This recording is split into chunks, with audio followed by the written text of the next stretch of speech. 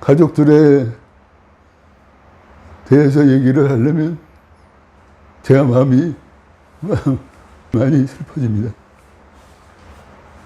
제 막내딸이 의대를 졸업해서 지금 현재 레지던트로 있는데 그동안 외국에서 중고등학교를 졸업했습니다.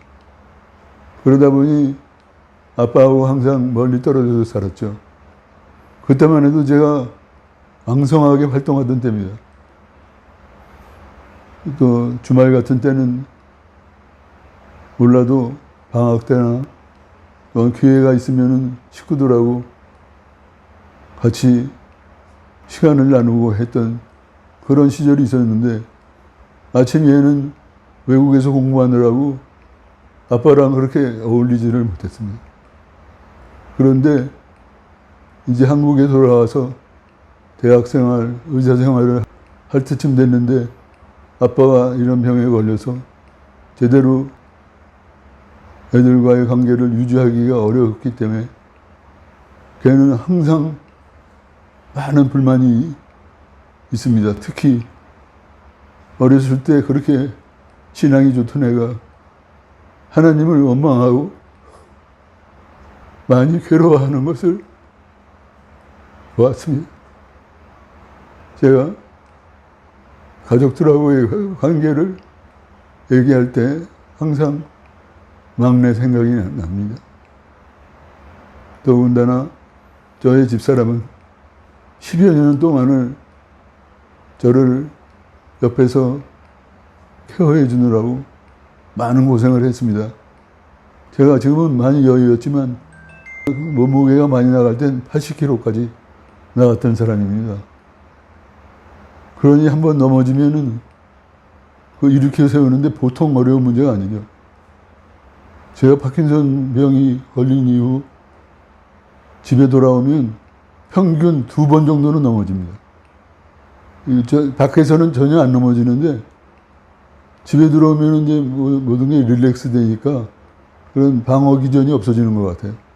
그래서 자꾸만 넘어지는데 집이라고는 나하고 집사람 2사람 사는데 이렇게 줄 사람이 집사람 밖에 더 있습니까?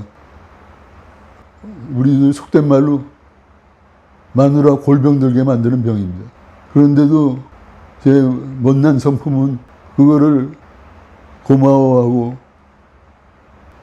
미안하게 생각해야 되는데 남편이 병들어서 옆에서 수족처럼 케어해 주는 게 당연한 거 아니냐 그러는 듯이 행동을 했고 전혀 고마운 표현을 하지 않았습니다.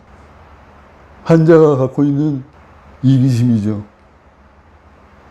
그나마 저희 딸들이 아빠에게 많은 충고를 했습니다.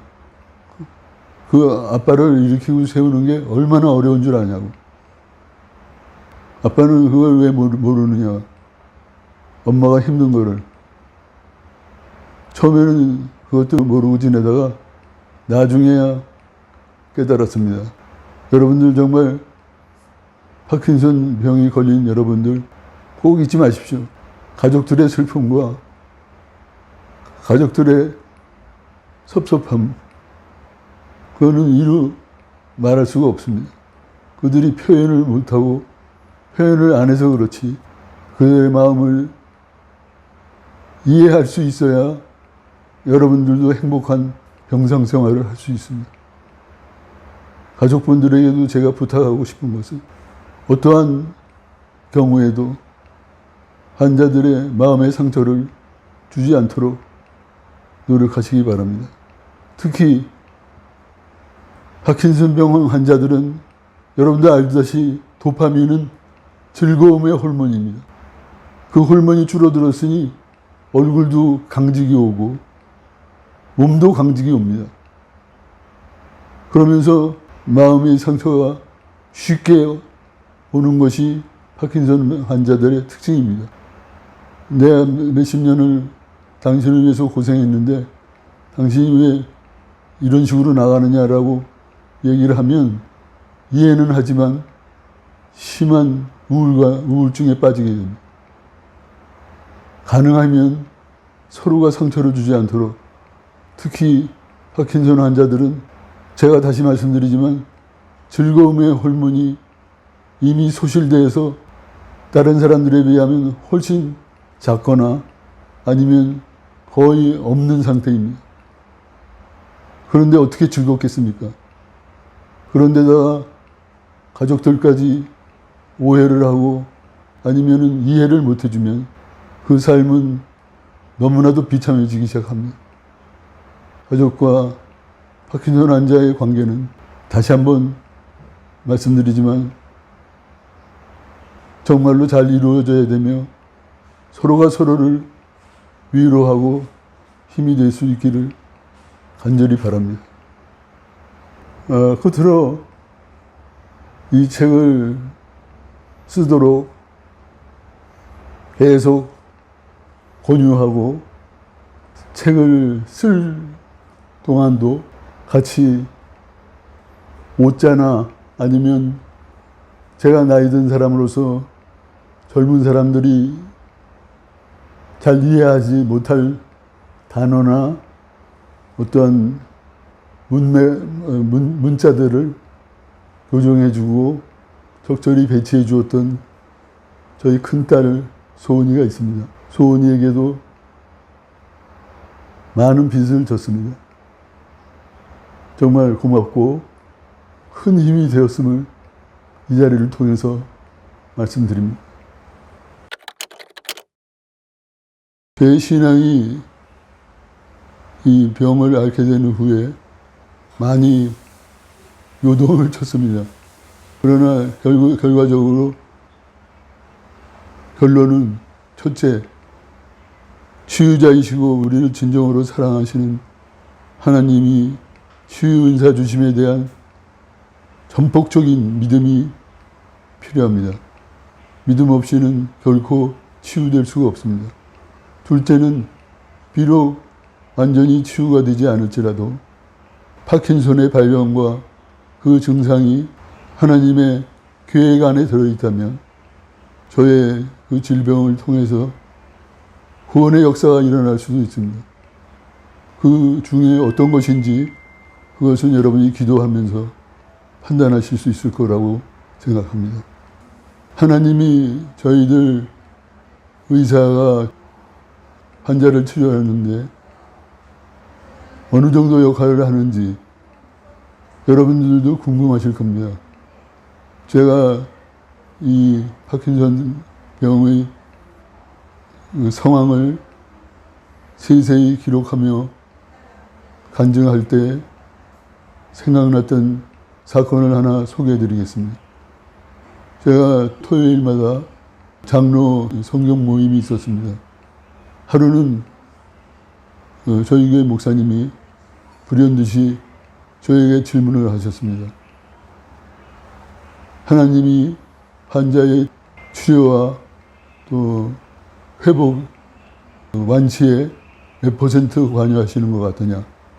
그래서 제가 한참을 고민하다가 저의 수술 기술과 또 많은 간호사들, 의료요원이 관여하는 것을 고려할 때 70% 정도는 하나님이 맡으시고 나머지 30%는 저희 의료진이 맡는 게 아닌가 생각합니다. 라고 대답을 드렸습니다.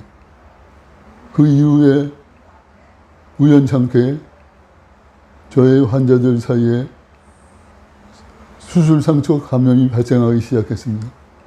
그거는 저희 대학병원에서는 흔히 있는 일이지만 결코 있어서도 안 되는 일입니다. 왜냐하면 저희들은 절대 세균 침입이 안 되도록 모든 조처를 취해놓고 수술을 하거나 치료하기 때문에 그런 일이 있어서는 안 되는 일이지만 발생하기 시작해서 거의 수술 환자마다 감염이 되는 것이었습니다. 그때 제가 갑자기 느낀 것은 그 성경 공부 당시 말씀드렸던 70%라는 말이 너무나도 잘못된 말이구나, 대답이었구나 하고 판단하여 제가 조용한 방에 들어가서 주님께 간절히 기도했습니다. 제가 자만했습니다. 제가 교만했습니다. 주님께서 100%다 관여하시지 어떻게 해서 70% 관여한다고 제가 얘기한 것이 옳겠습니까? 하고 사죄의 말씀을 드리고 환자들을 위해서 간절히 기도했습니다. 그 이후부터 환자들이 차차 감염이 조절되기 시작하고 그 유해한 균도 확인이 돼서 거기에 적절한 항생제도 결정이 되고 모두가 다 회복되는 그러한 길을 걷게 되었습니다. 그때야 제가 저의 교만을 깨닫고 그 이후 장로 성경 공부 때 제가 간증을 했습니다. 제가 그날 너무나 큰 실수를 하고 그 때문에 많은 환자들이 큰 고생을 했다고 100% 모든 치유에 하나님이 관여하시고 우리들은 그 기구, 도구에 불과하다라고 선언하는 기억이 납니다.